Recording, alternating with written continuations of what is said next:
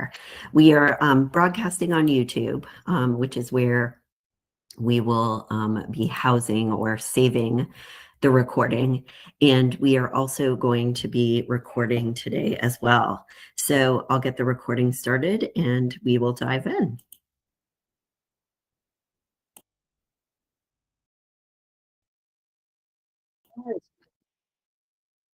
All right, everyone, thank you for being here today, especially after holiday weekend. I know we're all kind of getting back into work mode here. So as we start, I just want to make sure everyone can see me and see my slides, hear me, and see my slides as well. So please let me know in the chat box or via emoji if you can hear me and see my slides too. And let me know if there's any issues there. We hope you had a great holiday weekend and are looking forward to talking about finding work-life balance. And it's a really big topic considering and working on and managing your mental health in the workplace with everything that's going on in the world and also at work. I know there's just a lot that people are concerned about and stressed about. So this is a really important topic to be thinking about.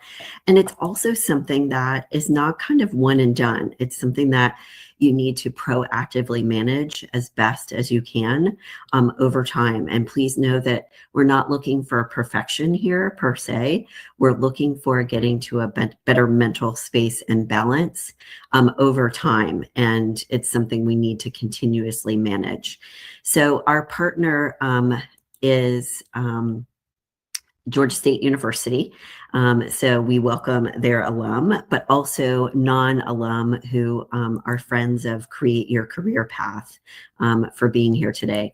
For those of you who don't know me, I'm a certified career coach, speaker, and author. I'm based in Atlanta. So our company is based in Atlanta, Georgia, but we have coaches in different parts of the country and resume writers as well.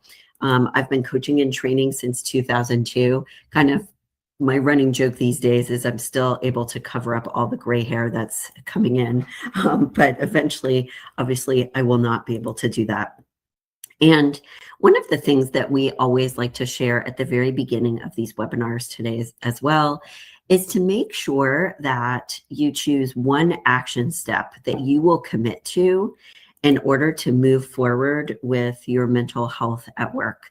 We want you to be able to be present as much as possible today and thinking about what action step would make the most sense for you and your situation.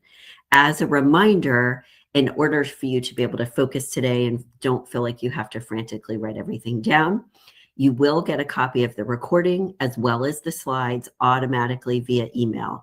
So please keep an eye on your email to make sure that you grab those. And also do me a favor as we start to look at our agenda for today and where we're going, make sure that you locate the chat box because I will be putting some resources and information there. We do not do, as a quick reminder, Q&A for these sessions because we're focusing on the content. So the 5 things that we want our clients to focus on to help them get into a better space with work-life balance and mental health at work are listed on this slide. Identifying any external definitions that may be running the show for them, where they're defining themselves externally instead of what is truly meaningful and important to them. Because sometimes we are trying to succeed in something that we don't really want to or isn't the right fit for us, and lots of different things there. So we'll talk about those as we go.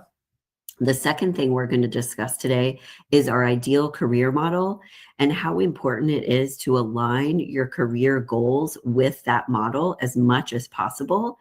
Because with number 3, the more you focus on in ways that you can at work, you're focusing on your values and how you can honor them at work, it is going to improve your balance and your mental health as well. Values are huge in our personal lives and professional lives as well. And number 4 and 5 today is talking about setting meaningful goals. We'll kind of discuss that as we go throughout the course of our 30 minutes. And then finally, last but not least, is setting those boundaries. And here's the deal with this. I think most of us think about and consider setting boundaries kind of as our first thing as it relates to balance and mental health. And I'm not discounting that by putting those at the end, but we want to give you some kind of new, different perspectives on things and unique insights into how to handle this in addition to those boundaries. So let's look at our first slide. And one of the first things we want you to write down and think about for yourselves is, what's your biggest obstacle to managing your balance and mental health at work? Is it that things are just so stressful, it's difficult for you to regulate those emotions on any given day? Is it that I don't know how to understand or know how to, I should say, how to communicate my boundaries or my emotions effectively? Or in some cases for our clients, they'll say, I don't know how to read certain situations. So as a first action step, identifying what gets in your way is the first step that you want to be focusing on, because that's what tells you where you need to focus your time. And dealing with those obstacles first can help you implement the rest of our action steps.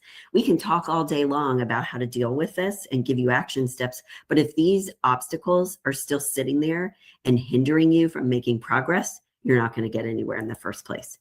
And our goal here today is obviously to not feel like the man on the screen and not have this anxiety and depression, et cetera, the different emotional elements that can unfortunately come from either toxic work environments or lack of balance, lack of fulfillment, all of that we're going to be discussing today.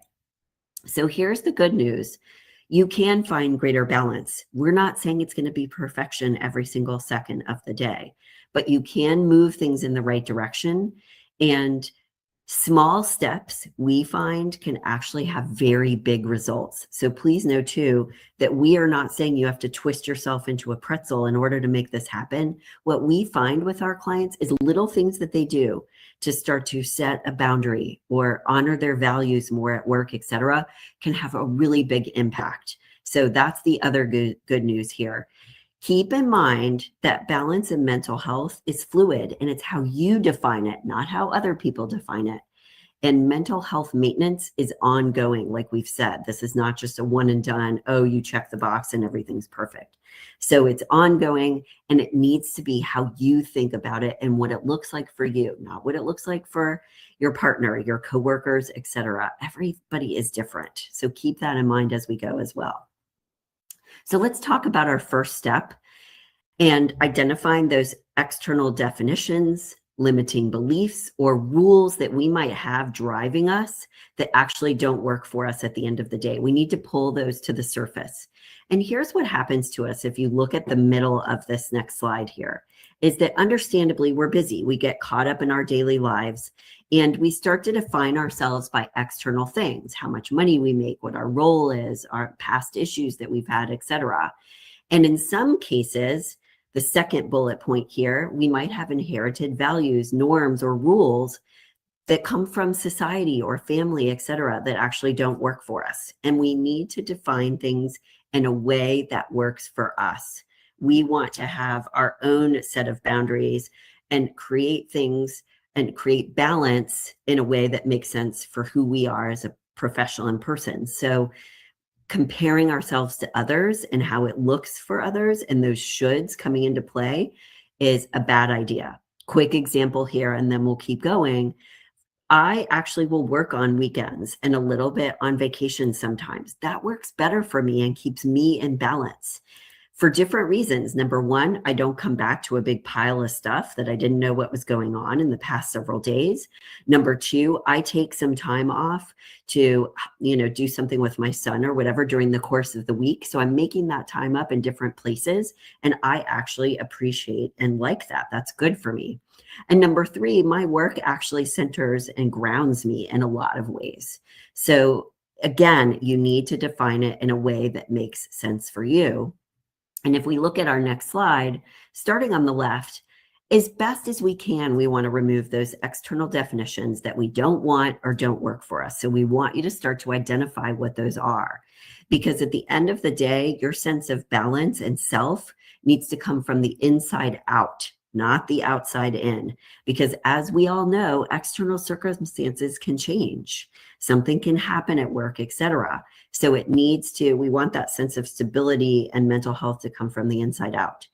And on the right-hand side, we've already talked about implementing small changes can actually have really big results. And that's what we were talking about earlier. You don't have to always make these huge changes to make this better. And on the top of the right-hand side here, as much as we can, we want to try to set our schedule and actions according to those internal definitions as much as possible. We know you have a boss, you have a job to do, and we can't control for everything. We get that. But the more you can make adjustments and think about, do I work better in the morning or in the afternoon or certain days of the week? And can I focus on certain things during the course of those time blocks? That can help make a difference with everything that we're talking about today. So as part of this first step, we want you to consider and write down and start to think about, and you can journal about this tonight before you go to bed, for example. Do you think that you have any values, norms, or priorities that are inherited or external to you versus internal and really true to who you are? Are you living your life according to what works for you and that sense of yourself from the inside out?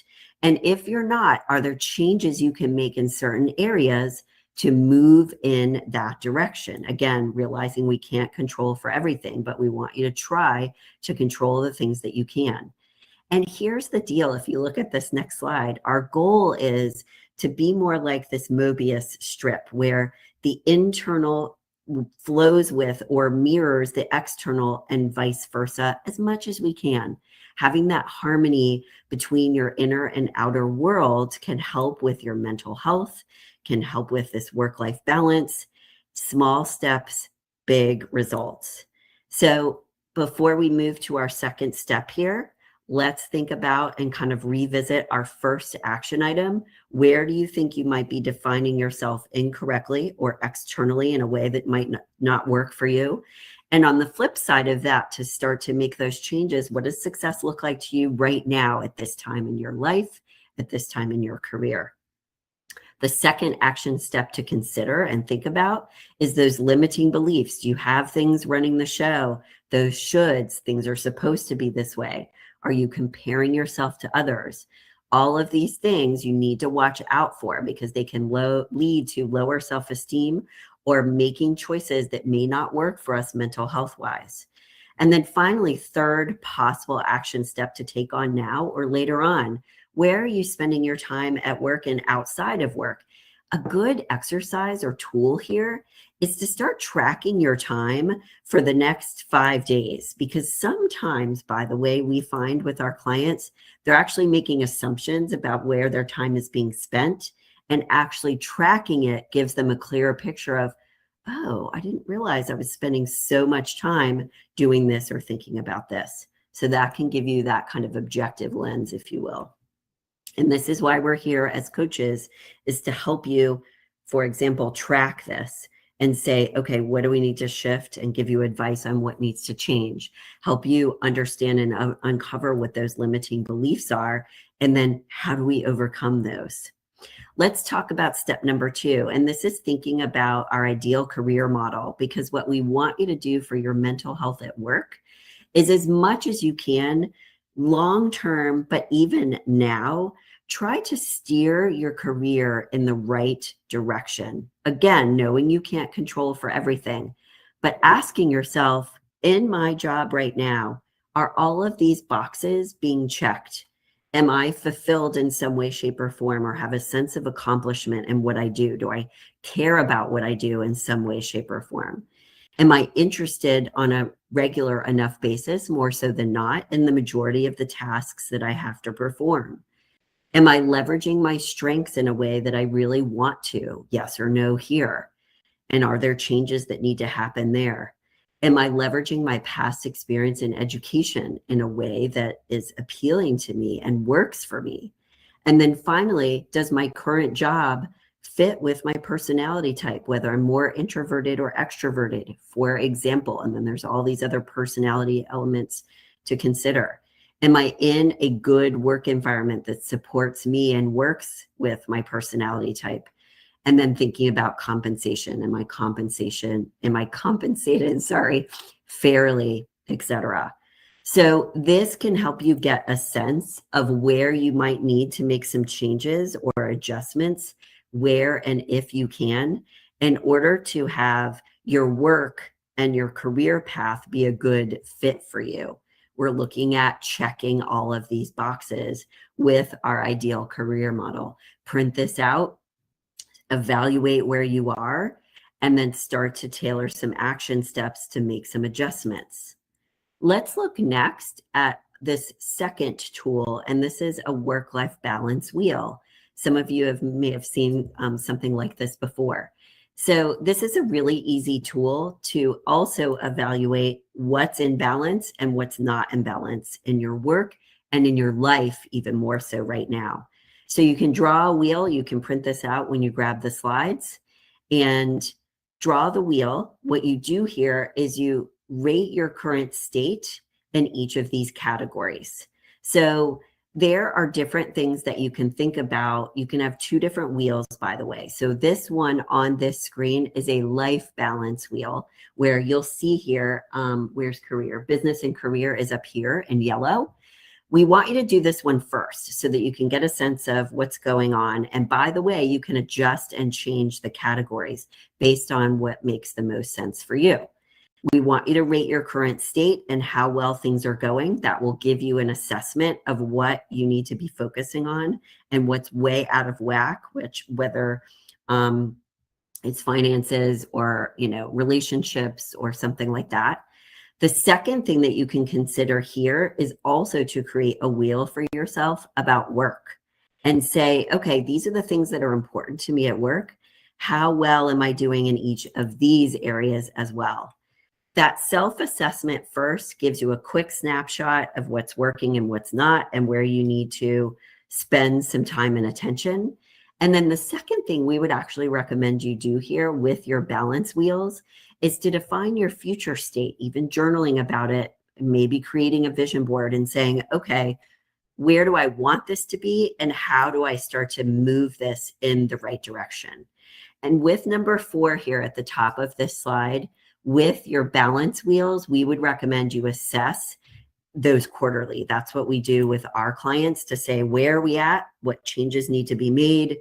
What adjustments do we need to make? Now, a couple of things listed on the bottom of the right-hand side of this slide are things to be thinking about for self-care. So before we go to the next slide, these are just some extra nuggets that can help you with your mental health at work. If you need a boost, maybe you've got a music playlist. We always have our clients take a break, run an errand, walk around the block, whatever it is, to get in a better mental headspace and take a break from work for a second. Thinking about times of day and days of the week when you're at your best to try to work on certain things, if you can, that's going to help you with your flow of work, okay? And in some cases, when we're thinking about this work balance wheel, if relationships right now at work are part of your lack of balance or source of stress and issues with full mental health, there may be some hard but productive conversations you need to have with people about how you can work together more effectively. When we work with our clients, we do a quick session with them on this and we've got an agreement kind of template that you can leverage and use. And we teach our clients how to have better communication skills, especially with those difficult coworkers, because that can be a huge source of stress for a lot of people.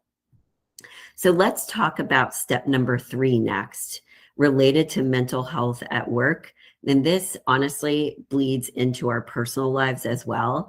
But one of the things I wanted to kind of point out is, in addition to setting boundaries, taking breaks, self-care, those other things that we've been talking about, when you more consciously make an effort to perform your tasks in a certain way that honor your values more, or you do certain things at work during your work day that honor your values, it's going to improve your mental health. So we would encourage you on the left-hand side of this slide to identify 3 personal values and 3 professional values from a peak experience exercise or journaling, like we said before, about what does success mean to you, and start to say, okay, if I track my time, what are the activities and things that I can start to do during my workday and outside of work that are going to honor my values more? Because that's going to boost your mental health because you're doing things that are more fulfilling to you on a regular basis. Can you adjust your schedule a little bit to fit those in? Can you do some of the things like this that are going to help you on your lunchtime or whatever it is before or after work? So honoring your values on a more regular basis will help you be more fulfilled as a person and therefore as a professional. And this actually will impact your mental health in a really good way. At the end of the day, for the next couple of weeks, you could do a daily check-in and say, okay, how am I doing? How did things go today? In some cases, we'll have our clients review their accomplishments for the day because that's going to help them give them a boost of like, okay, I actually did accomplish a lot today instead of feeling so stressed and bogged down. Some of our clients need a little bit more of that social time during the course of their workday, and that helps boost their mental health. And it can be a really good idea, just by the way, to kind of track your mental health by noticing and keeping a journal to kind of notice, when does it go up and down during the course of your day? Is it when you're talking with certain people, working on certain tasks, etc.? This can also help you start to track any negative thinking that may be holding you back or bogging you down. One of the books that we recommend to our clients is called Taming Your Gremlin. It's a very short, easy read. I can attest to this because I've read it multiple times and I'm not a patient person. I like for things to be quick and easy to get through. This can help you with any of that negative mental thinking that may be impacting your mental health so you can get into a more positive mindset. Now, am I saying that, oh, wave a magic wand and a positive mindset is going to fix everything? Absolutely not. But it can help support the actions that we're talking about. On this next slide are some additional things that you may have been thinking about that you need to take action on to support you with your mental health, whether it's positive affirmations, whether it's you're setting a timer on your phone to make sure that you take breaks during the course of your day, it's exercising, all of that other good stuff. And it could be that you need to get some help and support. And this is where therapists come in, and we've got a couple of websites that we'll recommend on the next couple of slides. This is where we come in as well as certified career coaches. We are not therapists, but we are trained to help people with their negative thinking, setting boundaries, how to communicate more effectively what those boundaries are, managing time, all of that other good stuff. I would be happy to schedule a consult with anyone that feels like I do need a little bit more help with this.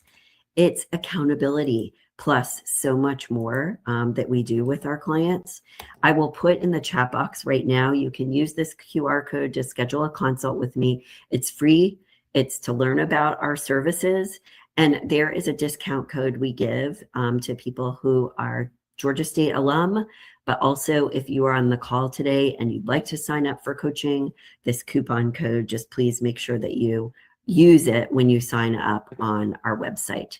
There's no obligation with this. I'm happy to talk to you to see if this is the right fit for you right now or not. Let's talk about our last 2 steps before we go today. As part of your longer term planning with your career, we want you to start to incorporate mental health into that plan. And as part of this, you're also setting meaningful goals for yourself, goals that align with our career model, because this is going to help ensure that you stay on track with your career and remain and grow in a career path that actually works for you and is a good fit. And what we would recommend too, so earlier we did the self-reflection and assessment of where is your career right now using the model. The next step is to say, if this were at a 10 for me, each of these elements and pieces, if fulfillment was at a 10, what would that look like? If personality was at a 10, what would that look like for me?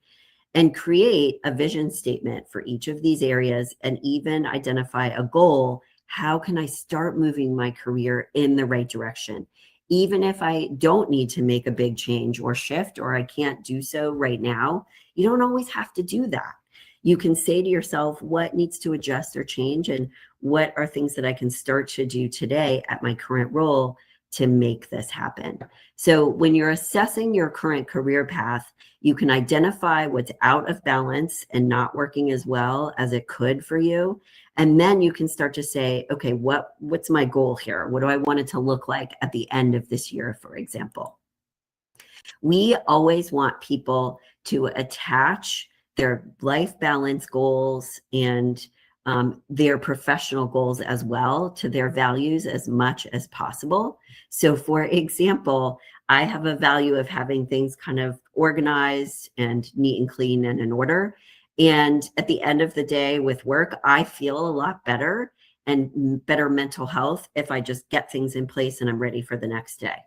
Attach your goals as much as possible over here to your values and ideal career model, as we said. And with your strategic career plan, we want you to have those goals that you need to achieve compensation wise and all of those other pieces, of course. But we also want you to put in here managing mental health in the long run for that, because we cannot just ignore that.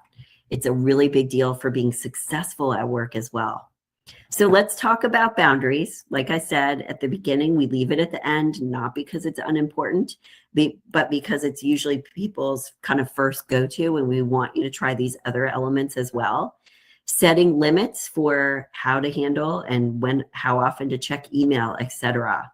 Identifying when you're at your best and in the flow, and trying to schedule things when you can during that time. With boundaries, we teach and come up with our clients certain things that are going to work for them and their work situation, whether they can close an office door if they even have that or not, whether they need to ask for clarity or adjustments on their deadlines. So there's lots of different boundaries that you can set depending on your specific situation. But we have our clients kind of practice and have taglines that they can say. For example, this isn't a great time to talk right now. Can we talk closer to the end of day at like 4? Or can we discuss this tomorrow? So there are certain things that you can say to people that are professional, polite, even in having those difficult conversations. We have full coaching sessions with our clients on those sometimes, how to deal with those touchy conversations in a better way. And as part of setting boundaries, as we've already talked about a little bit today, making sure that you take time during the weekend, at night, whatever makes the most sense for you, to really unplug and recharge, because we know how important that is when we come back to work. So for our last couple of slides today, we want to remind you the importance of getting support. BetterHelp and Talkspace are two really good therapy websites.